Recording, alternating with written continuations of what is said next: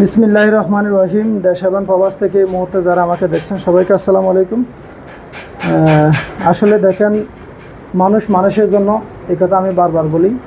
এজন্য যেহেতু আমাদের আজকে আরেকটা চট্টগ্রাম মেডিকেল কলেজের বাউন্ডারির ভিতরে বলতে গেলে কোন জায়গা হয়েছে ব্লাড ব্যাংকের ওখানে, আচ্ছা, এই পশ্চিম গেটের পাশে ব্লাড ব্যাংকের পাশে ওনাকে পাওয়া যায়। উনি অজ্ঞাত অবস্থায় লাশটা ওখানে পড়ে থাকলে আমাদের ইমার্জেন্সিতে যারা ডিউটি করেন তারা গিয়ে নিয়ে আসছে। তখন আমাকে অবগত করলে আমি আসলাম। এসে দেখতেছি ওনার হাতে একটা ক্যানেলা পরা দেখা যাচ্ছে। ছবিটা ভালো করে দেখাম, ক্যানেলা পরা দেখা যাচ্ছে। হ্যাঁ, তাহলে আমার মনে হচ্ছে যে ওনার কোনো ওয়ারিশ অবশ্যই আছে। উনি পাগল টাইপের লোক না, দেখতে কাপড়ে চোপড়ে মনে হচ্ছে আমার কোনো ভদ্র ফ্যামিলির অবশ্যই লোক।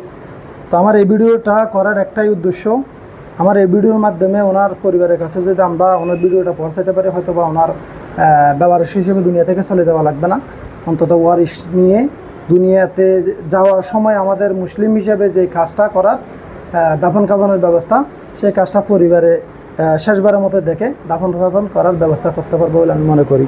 তো সবাই ভিডিওটা বেশি বেশি করে শেয়ার করবেন, যাতে আমার এই মায়ের পরিচয়টা আমরা সন্ধান করতে পারি।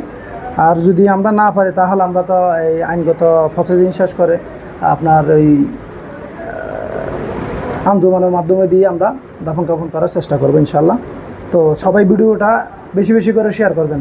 আমি বারবার এই কথা কেন বলতেছি, শুধুমাত্র মা বাপ সবারই আছে, কিন্তু এই বৃদ্ধ মাকে এভাবে দেখলে আসলে খারাপ লাগে। হয়তো আমার খারাপ লাগতেছে, আপনাদের খারাপ লাগবে কিনা আমি জানি না, অবশ্যই খারাপ লাগার এই কথা। যেহেতু উনি দুনিয়া থেকে চলে গেছেন, ওনার তার দুনিয়াতে ভালো মন্দ বলতে আর কিছু নাই। তো চেষ্টা করবেন ভিডিওটা শেয়ার করে ওনার পরিবারের কাছে পৌঁছায় দেওয়ার জন্য। সবাইকে ধন্যবাদ। আসসালামু আলাইকুম রহমতুল্লাহ।